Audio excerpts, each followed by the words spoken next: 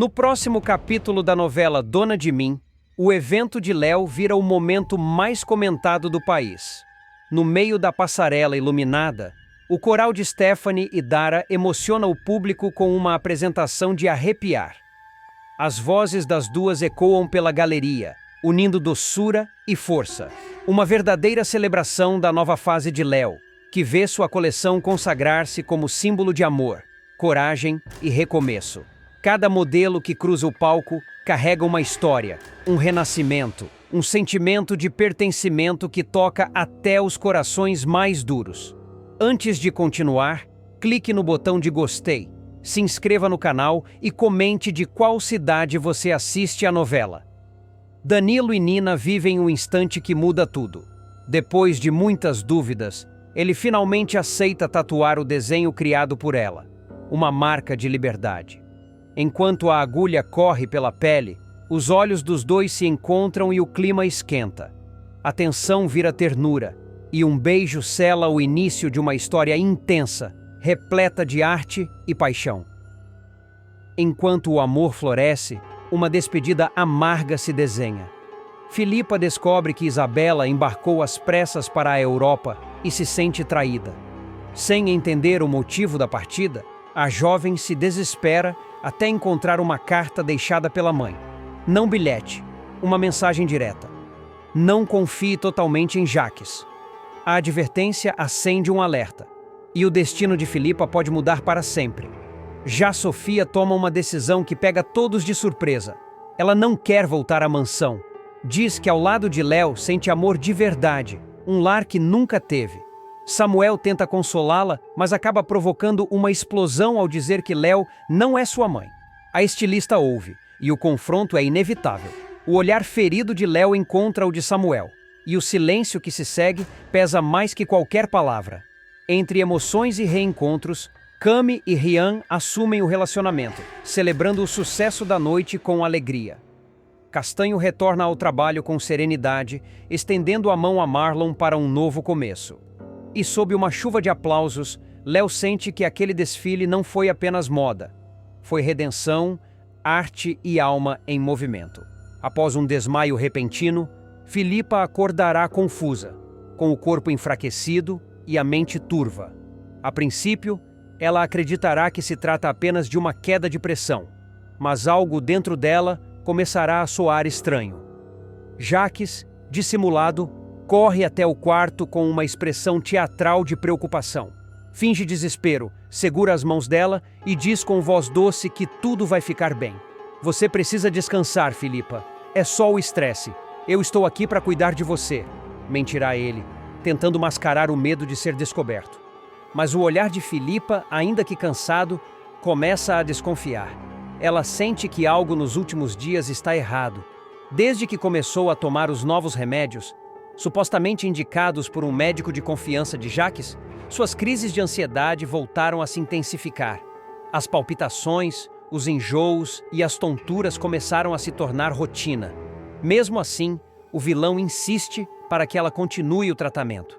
Danilo passará a observar tudo de longe. Ele verá o comportamento manipulador de Jaques e notará detalhes sutis. O jeito como o homem força Filipa a tomar os comprimidos, as idas misteriosas à farmácia e o nervosismo quando alguém menciona o nome do antigo psiquiatra dela. O jovem que sempre teve um carinho genuíno por Filipa passará a investigar. Enquanto isso, Isabela, já prestes a embarcar de volta para Portugal, se mostrará dividida. A mãe pressentirá que algo sombrio está prestes a acontecer. Em uma das últimas conversas antes da viagem, ela segurará as mãos da filha e dirá com lágrimas nos olhos: Filipa, eu sei que você acredita no Jaques, mas nem tudo que parece amor é verdadeiro. Cuidado, há pessoas que se aproximam só para destruir o que a gente reconstruiu com tanto custo.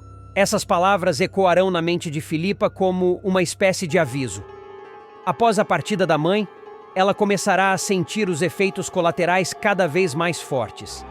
Terá momentos de desorientação, esquecendo compromissos, trocando nomes e até confundindo sonhos com a realidade. Jaques aproveitará essas fragilidades para se colocar como o único em quem ela pode confiar. Certa noite, Filipa desmaiará novamente. Nina, assustada, gritará por socorro. Jacques surgirá de imediato com uma pressa calculada. Ele finge ligar para o médico, mas na verdade apenas aguarda o momento em que poderá administrar uma nova dose do remédio adulterado. Isso vai te fazer dormir melhor, dirá ele, colocando o comprimido na boca dela com falsos gestos de ternura. Samuel, que estará por perto, verá tudo da janela entreaberta e perceberá o olhar frio e distante de Jacques. Algo naquele comportamento o deixará inquieto. No dia seguinte, ele procurará Viviane para confidenciar suas suspeitas. Tem alguma coisa errada. A Filipa está piorando desde que começou a se tratar com aqueles remédios que o Jacques trouxe. Enquanto isso, Jacques, mais confiante em seu plano, passará a planejar o próximo passo. Seu objetivo é claro: tornar Filipa emocionalmente dependente dele. Assim, ele poderá controlar não apenas os bens dela, mas também suas decisões dentro da Boaz. O vilão acredita que, ao desestabilizá-la, conseguirá manipular o conselho da empresa e retomar o poder que perdeu. Em cenas tensas, Jacques mostrará seu lado mais sombrio. Diante do espelho, ele se olhará e dirá em tom frio: "Ela confia em mim. Cada comprimido é um passo a mais para eu tomar o que é meu por direito." O sorriso cruel revelará o quanto ele está mergulhado na própria loucura. Filipa, por outro lado, começará a viver uma batalha interna. Em um momento de lucidez, ela questionará o noivo: "Jacques, esses remédios, eu não me sinto bem desde que comecei a tomá-los. Acho que algo está errado." O vilão tentará disfarçar, dizendo que é apenas efeito temporário. "Isso é normal no início, meu amor. Você está ansiosa demais. Precisa confiar em mim." Mas Jacques sentirá o medo de que a verdade esteja se aproximando. Ele perceberá Danilo observando-o de longe, e isso o deixará inquieto. Passará a tentar afastar Filipa dos amigos, alegando que todos querem o mal dela. Em determinado momento, o vilão até sabotará o celular da moça, apagando mensagens e bloqueando contatos, para que ela se sinta isolada. Nos bastidores, Léo também começará a se preocupar. Ela estranhará o comportamento de Filipa e tentará se aproximar. "Você não está bem, Filipa. Eu te conheço. O que está acontecendo?" A resposta virá embargada. "Eu não sei, Léo. Às vezes eu sinto que estou perdendo o controle de mim mesma." Em meio a tudo isso, Jacques organizará um jantar luxuoso para selar o noivado com pompa. Tudo parecerá perfeito: velas, flores, uma orquestra de câmara e convidados seletos. Mas nos bastidores, o vilão esconderá o frasco adulterado no bolso do paletó. Em um momento oportuno, colocará uma nova dose no copo de vinho de Filipa. O plano é simples e cruel: mantê-la frágil o suficiente para que não perceba o golpe que está por vir. Porém, um detalhe mudará tudo. Durante o jantar, Danilo chegará de surpresa, levando consigo um envelope. Dentro dele, um laudo médico que comprova que os remédios que Filipa tem tomado não correspondem à receita original. A tensão será imediata. Danilo fingirá estar ali apenas para entregar um presente, mas seu olhar se cruzará com o de Jacques, e o silêncio entre eles dirá tudo. A pressão sobre Jacques aumentará. Ele começará a temer que Danilo conte a verdade.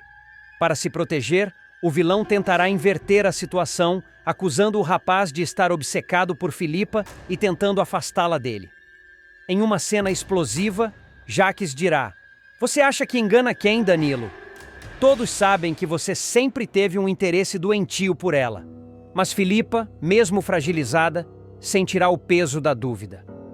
As palavras de Jacques começarão a soar falsas, e os sintomas do corpo se tornarão insuportáveis. Ela terá alucinações, desmaios e lapsos de memória cada vez mais intensos. Em um momento de desespero, pedirá a Jacques que pare com os remédios. Ele fingirá concordar, mas voltará a trocá-los em segredo. O enredo ganhará tons ainda mais sombrios quando Viviane decidir investigar por conta própria. Ela conseguirá um dos frascos e o levará a um laboratório. O resultado deixará todos atônitos. Os comprimidos contêm uma substância tóxica que causa dependência e danos neurológicos. Enquanto isso, Jacques se tornará cada vez mais agressivo e controlador. Ele não permitirá que Filipa saia sozinha, verificará suas mensagens e exigirá que ela se afaste até mesmo de Samuel e Léo. O comportamento obsessivo começará a assustá-la de verdade, mas o cerco ao vilão estará se fechando. Danilo e Viviane se unirão a Léo para descobrir como ele conseguiu adulterar os remédios. O trio descobrirá que Jaque subornou um funcionário da farmácia conveniada à Fundação Ferret, a mesma que já esteve envolvida em outros escândalos de falsificação. Mesmo diante das suspeitas crescentes, Jaques continuará disfarçando. Tentará agir com frieza, fingindo ser o namorado perfeito. Em cenas carregadas de tensão, ele dirá a Filipa: "Você não precisa de ninguém além de mim. Eu sou o único que se importa com você de verdade." Mas Filipa começará a despertar lentamente da hipnose emocional em que vive. Em seu olhar, surgirá um brilho de desconfiança. E quando ela finalmente repetir a frase que tanto assusta o vilão: "Esses remédios estão me fazendo mal", Jaques travará. O pavor tomará conta dele. Ele sorrirá falsamente, tentará mudar de assunto, mas sua máscara começará a rachar. E assim, o público verá o vilão tentar esconder, a qualquer custo, o veneno que ele mesmo plantou. A tensão aumentará a cada capítulo, enquanto a verdade, prestes a explodir, ameaçará destruir o império de mentiras que Jaques construiu peça por peça. Leona vai passar por uma das maiores reviravoltas da novela, uma virada que promete mexer com todos os alicerces da Boaz e abalar de vez as estruturas de poder dentro da fábrica. A mocinha, que vinha lutando com unhas e dentes para conquistar seu espaço, finalmente conseguirá dar um passo gigantesco na carreira. Agora, focada em suas novas criações e determinada a provar seu valor, ela vai começar a desenvolver uma linha de coleções ousada, inovadora e emocionalmente verdadeira. Algo que traduz exatamente o que ela é: talento, sensibilidade e força.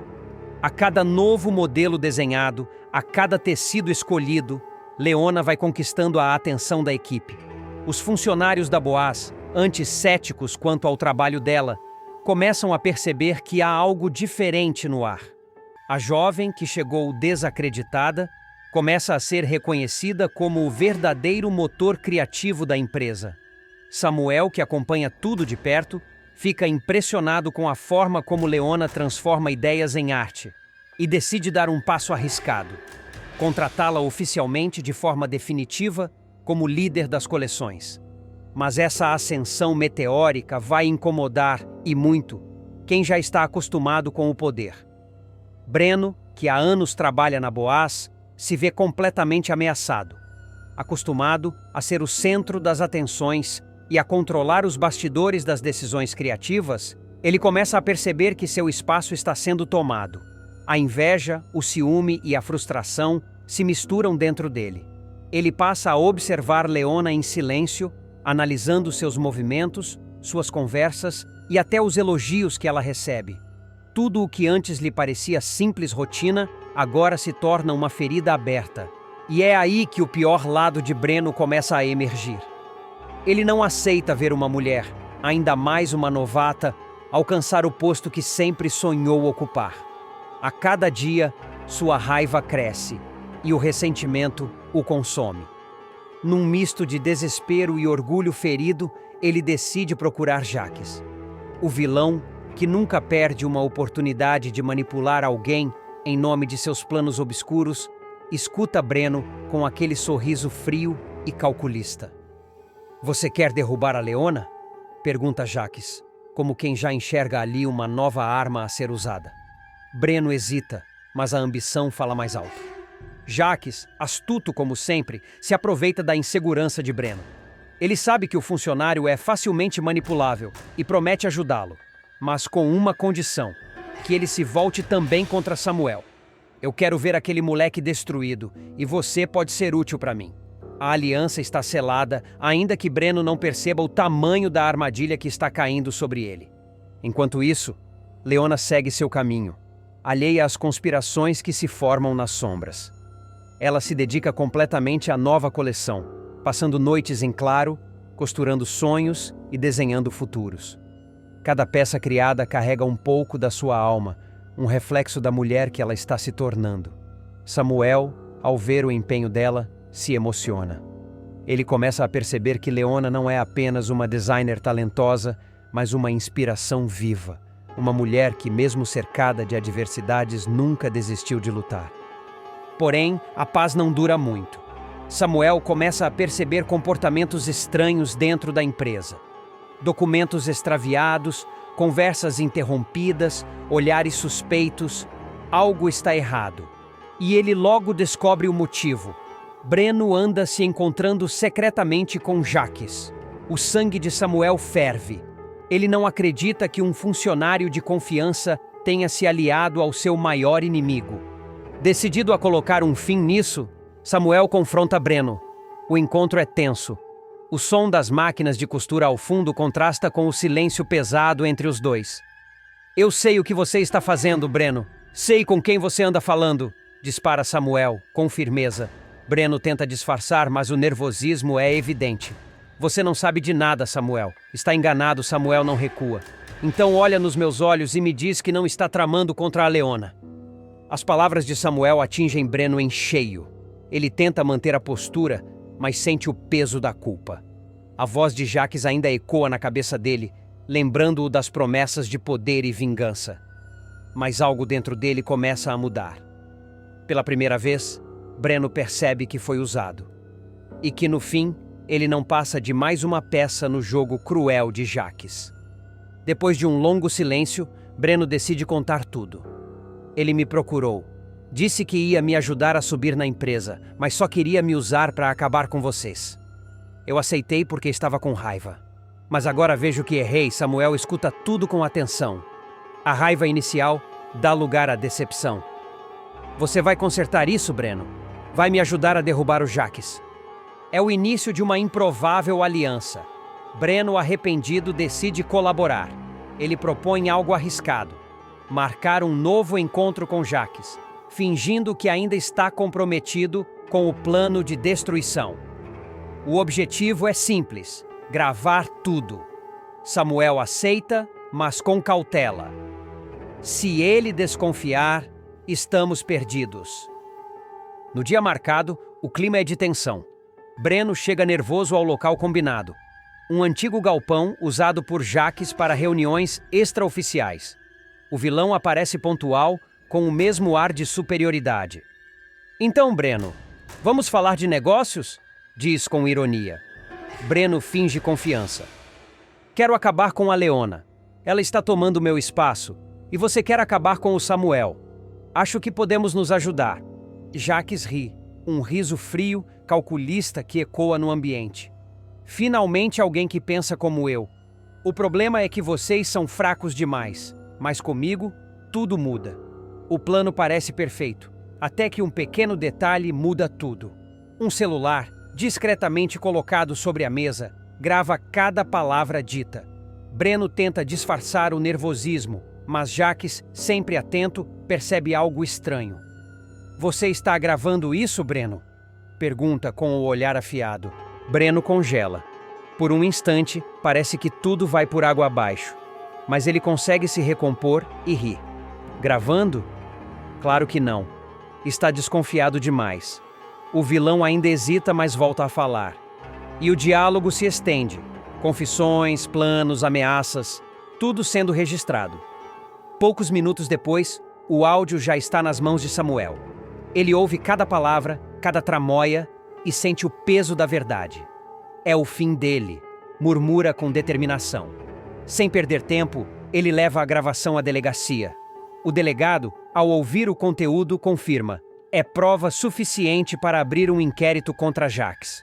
Enquanto isso, Leona ainda não faz ideia do que está prestes a acontecer. Ela segue focada em sua coleção, prestes a lançar o desfile mais importante da Boaz. Mas o destino está preparando algo ainda maior. A ruína de Jaques começou. E tudo começou com ela. A mulher que ousou sonhar alto demais. Nos bastidores da Boaz, o clima é de tensão e expectativa. Samuel observa de longe, sabendo que, a qualquer momento, tudo pode mudar. Breno, dividido entre o medo e a redenção, espera o desfecho da armadilha que ajudou a montar. E Jacques, o vilão que sempre acreditou estar no controle, começa a sentir o cerco se fechar. O jogo virou, e Leona, sem nem perceber, se tornou o centro de uma guerra silenciosa que vai redefinir o destino de todos na novela. O público verá o desmoronamento da parceria entre Jacques e Ricardo, uma dupla que sempre se uniu por interesses escusos, mas que agora se enfrentará num duelo mortal. O advogado decidirá virar o jogo, mas acabará sendo vítima da própria ousadia. Tudo começa quando Filipa, agora oficialmente tutora de Sofia, assume o controle das ações da enteada. A viúva, que antes parecia frágil e submissa às manipulações de Jacques, mostra uma postura surpreendente.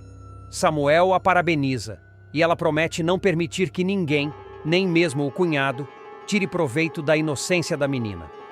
A Sofia vai crescer sabendo quem é o pai e quem realmente a ama, dirá Filipa, firme. Enquanto isso, Jacques passa a agir nas sombras. Ele acredita que, com Filipa em sua órbita, conseguirá retornar ao poder na Boaz. Planeja uma nova eleição interna e tenta convencer aliados a votarem nele. Porém, o vilão não conta que Filipa, guiada por um sentimento de culpa e por Samuel, vai traí-lo de volta. Na reunião decisiva, o silêncio na sala é pesado. Quando o nome de Jacques é citado, Filipa ergue os olhos e diz com voz trêmula mas firme: "Meu voto é em Samuel. Ele é o único capaz de comandar a Boaz com honestidade." O golpe é devastador. Jacques sente o chão sumir sob os pés. O semblante dele muda. Por dentro, o ódio ferve como lava. O vilão, porém, engole seco e tenta disfarçar o rancor. Mas quem o conhece sabe. Quando Jacques finge calma, é porque o inferno está prestes a se abrir. Nos dias seguintes, Ricardo percebe o clima tenso e decide se afastar. Mas a ambição fala mais alto. Ele teme perder tudo: o cargo, os privilégios, a influência. E é aí que o advogado resolve trair o antigo parceiro. Em uma noite chuvosa, liga para Jacques e propõe um encontro reservado. "Temos que conversar sobre o vídeo do carro de Abel", diz, num tom frio. O vilão empalidece. Ele sabe que, se aquele vídeo chegar às mãos de Samuel, será o fim de sua liberdade. Ricardo, cínico, acende um charuto e começa a ditar as regras. "Quero meu cargo de volta, Jacques, e com aumento. Caso contrário, Samuel vai descobrir o que você fez com o carro do irmão dele." O silêncio do outro lado da mesa é mortal. Jacques o encara com um meio sorriso, mas os olhos denunciam fúria. "Você está brincando com fogo, Ricardo?" "Eu sempre joguei com fogo. A diferença é que eu sei quando apagar as chamas", rebate o advogado confiante. O que Ricardo não imagina é que o inferno de Jacques não apaga nunca. O vilão passa a noite inteira arquitetando a vingança. No dia seguinte, manda um funcionário de confiança seguir o advogado e informa que ele terá uma surpresa no caminho. O clima é de pura tensão. Enquanto isso, Samuel conversa com Léo, que o ajuda a revisar documentos da Boaz. O mocinho confessa que não confia mais em Jacques e planeja cortar de vez os laços com ele. É nesse momento que Ricardo liga. "Samuel, preciso te ver. É sobre o acidente de Abel. Tem algo que você precisa saber." O tom aflito do advogado desperta a atenção do mocinho, que marca um encontro no escritório. Mas Ricardo nunca chega. A sequência seguinte é de tirar o fôlego. A câmera acompanha o advogado dirigindo sob chuva intensa, mexendo no celular, ansioso para enviar a Samuel o vídeo comprometedor. Do outro lado da estrada, um carro preto aparece. O motorista acelera, um farol ofuscante, um freio tardio. O impacto é brutal. O corpo de Ricardo é lançado contra o volante, o vidro se estilhaça e o silêncio que vem depois é ensurdecedor. Poucos minutos depois, Jacques recebe um telefonema. Ele escuta e fecha os olhos, como quem saboreia o próprio veneno. Entendido. Ninguém viu nada. A notícia do atropelamento corre rápido. Filipa é a primeira a saber e desaba em prantos. "Meu Deus, não! Ele pode ter errado, mas não merecia isso." Samuel chega logo em seguida ao hospital. Ao ver o estado de Ricardo, inconsciente, entubado entre a vida e a morte, o mocinho sente o estômago revirar. Foi o Jacques. Só pode ter sido ele. Jaques, fingindo surpresa, aparece no hospital com aquele olhar calculado. Meu Deus, o Ricardo! Que tragédia! Espero que não tenha sido nada grave. Samuel o encara com ódio. Você está por trás disso, eu sei. O vilão teatral abre os braços e responde: Samuel, você precisa de provas antes de acusar um homem inocente. Mas os olhos dos dois dizem tudo. É uma guerra declarada. Dias depois, Léo encontra um pendrive entre os pertences de Ricardo. Dentro, há fragmentos do vídeo que o advogado tentava enviar antes do atropelamento. As imagens mostram Jaques se aproximando do carro de Abel na garagem, mexendo no motor e depois sorrindo satisfeito. Léo leva o pendrive a Samuel. O mocinho assiste atônito, as mãos tremendo. Ele matou o próprio irmão. Enquanto isso, Jaques mantém as aparências e tenta fingir normalidade. Mas a máscara começa a rachar. Nas madrugadas, ele é atormentado por pesadelos. Vê Ricardo coberto de sangue, estendendo a mão e dizendo: Você não vai escapar, Jaques. O vilão acorda suando, os olhos arregalados. Filipa percebe que algo está errado. Jaques fala sozinho, anda inquieto, bebe mais do que de costume. Em uma conversa com Denise, ela desabafa. O Jaques está diferente. Às vezes parece que ele vê coisa que não existe. Denise, assustada, responde: Talvez o castigo esteja chegando, Dona Filipa. Enquanto isso, Ricardo continua internado. O médico avisa: ele pode não resistir. Mas, em uma reviravolta, o advogado dá sinais de melhora. Os dedos se movem, os olhos tremem e uma enfermeira corre para avisar. Ele está voltando à consciência. Ao saber da notícia, Jaques entra em pânico. Ele não pode acordar, murmura, já tramando o próximo passo. No quarto silencioso do hospital, o som dos monitores cardíacos marca o compasso da tensão. Ricardo, ainda pálido e com tubos conectados, começa a se mexer lentamente. As pálpebras tremem e o olhar tenta se fixar em algo. O enfermeiro se aproxima surpreso. Ele está reagindo. Logo a notícia se espalha. Samuel é o primeiro a chegar. O mocinho segura a mão do advogado, que mal consegue falar. Ricardo tenta pronunciar algumas palavras, mas apenas sussurra algo quase inaudível. Carro. Jaques. O esforço o faz tossir, e os médicos pedem para que Samuel se afaste. Mas aquelas duas sílabas são suficientes para reacender o fogo da desconfiança. Fora dali, Jaques sente o perigo se aproximar. No escritório da Boaz, ele anda de um lado para o outro, suando e roendo as unhas. Não é possível! Ele não podia ter sobrevivido! O vilão liga para um comparsa e ordena: Descubra quem está de plantão hoje. Eu quero tudo sob controle. O olhar dele é de puro desespero, como um animal encurralado. Enquanto isso, Filipa conversa com Léo no corredor. As duas observam Samuel de longe e Léo comenta: Se Ricardo acordar, tudo pode mudar. A verdade vem à tona. Filipa, aflita, responde: É isso que me assusta. Quando Jaques se sente ameaçado, ele é capaz de tudo. À noite, o hospital se torna palco de uma sequência intensa. Um homem de capuz entra discretamente pelo estacionamento. Ele carrega uma pasta de documentos e uma falsa credencial de técnico de manutenção. O segurança o cumprimenta sem suspeitar. O homem caminha até o andar onde Ricardo está internado.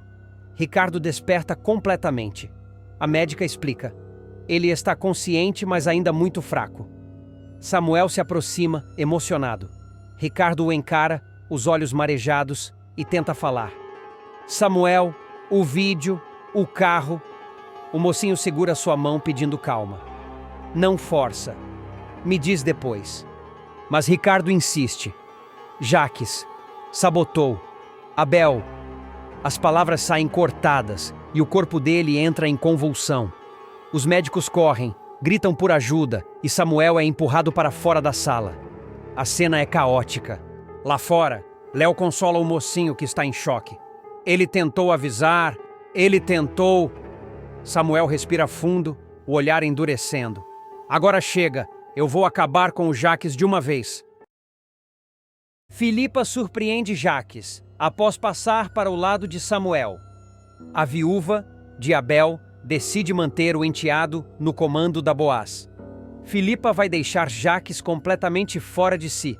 A mulher, que vinha sendo manipulada de forma cruel pelo vilão, vai mostrar que ainda tem voz, coragem e principalmente memória.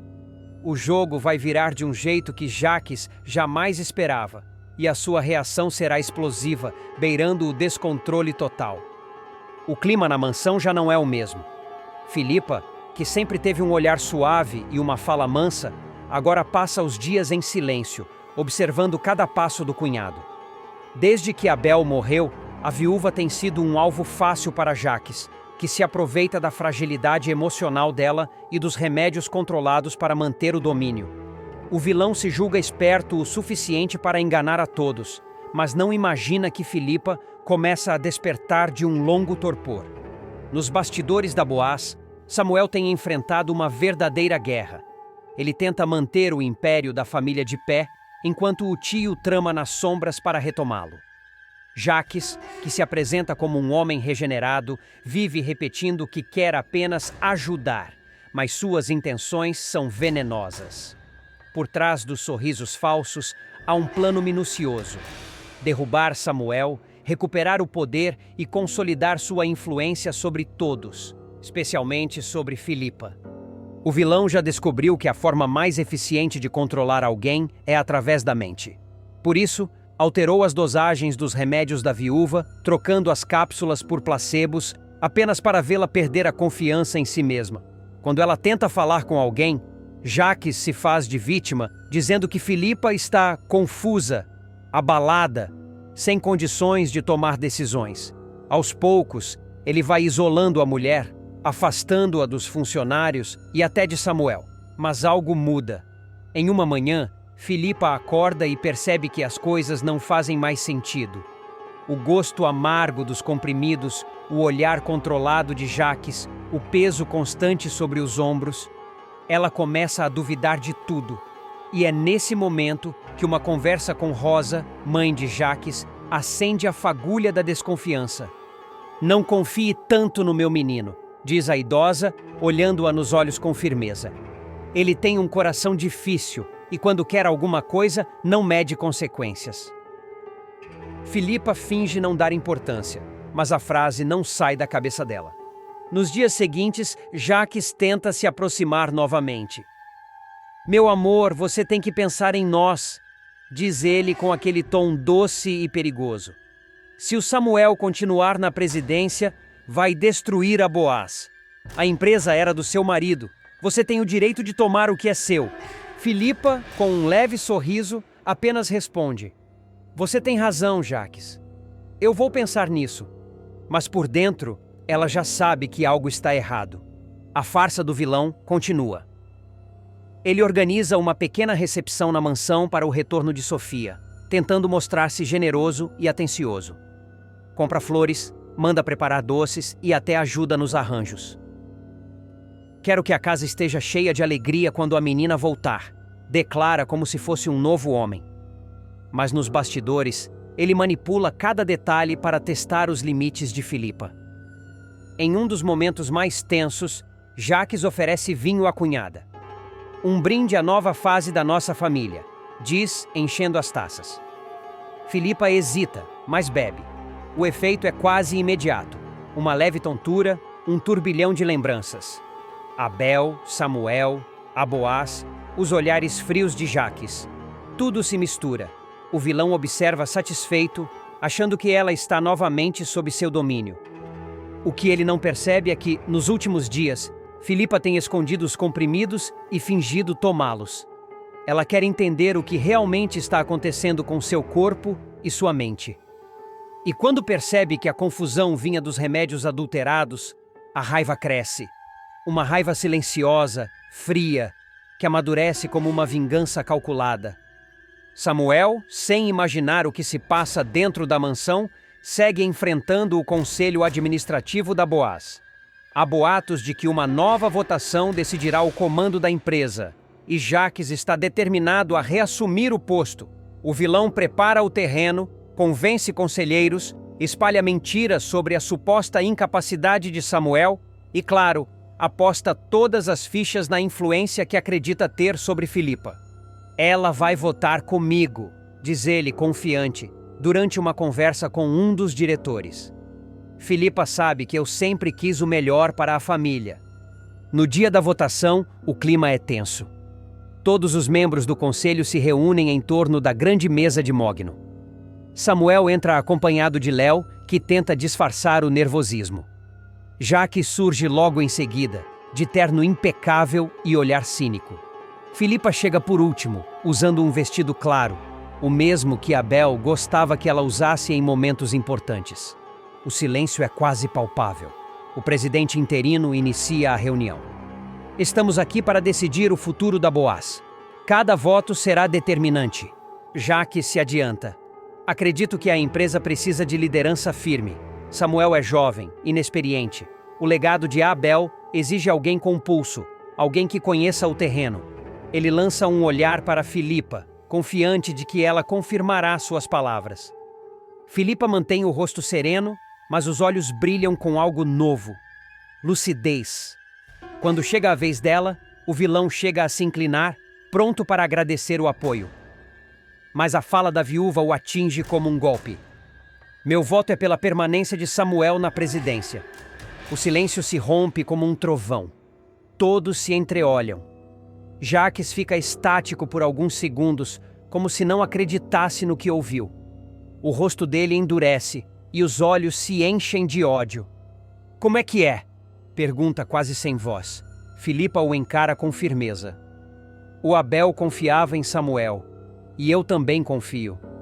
A Boaz precisa de pessoas honestas, não de quem destrói os outros por ambição. A sala explode em murmúrios. Samuel, emocionado, tenta disfarçar o impacto. Léo segura a mão dele, sentindo o peso do momento.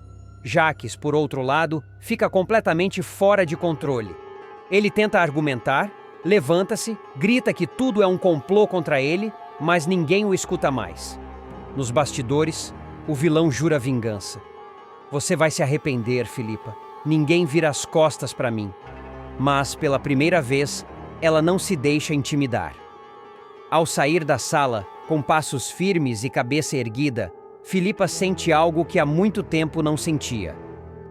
Liberdade. A partir desse instante, a tensão entre os dois se tornará insuportável. Jaques começará a vigiá-la ainda mais de perto, enquanto Filipa passará a agir com frieza, disfarçando suas intenções. O jogo virou, e o vilão sabe que perdeu o controle da única pessoa que acreditava dominar completamente. Nas próximas cenas, a mansão dos Boaz, antes símbolo de poder e prestígio, se tornará um campo minado. Cada olhar entre Filipa e Jaques carregará uma ameaça velada, um segredo prestes a explodir. E o que antes era submissão, agora será estratégia. Filipa vai fingir que continua fiel, mas por trás do olhar calmo, estará traçando o contra-ataque. Jaques, encurralado, começará a perder aliados. Rosa se afastará, Samuel crescerá no comando e até Léo perceberá o quanto o vilão está acuado. A guerra pela Boaz está apenas começando. E desta vez, Filipa não será mais uma peça do jogo, mas a jogadora que ele nunca soube enfrentar.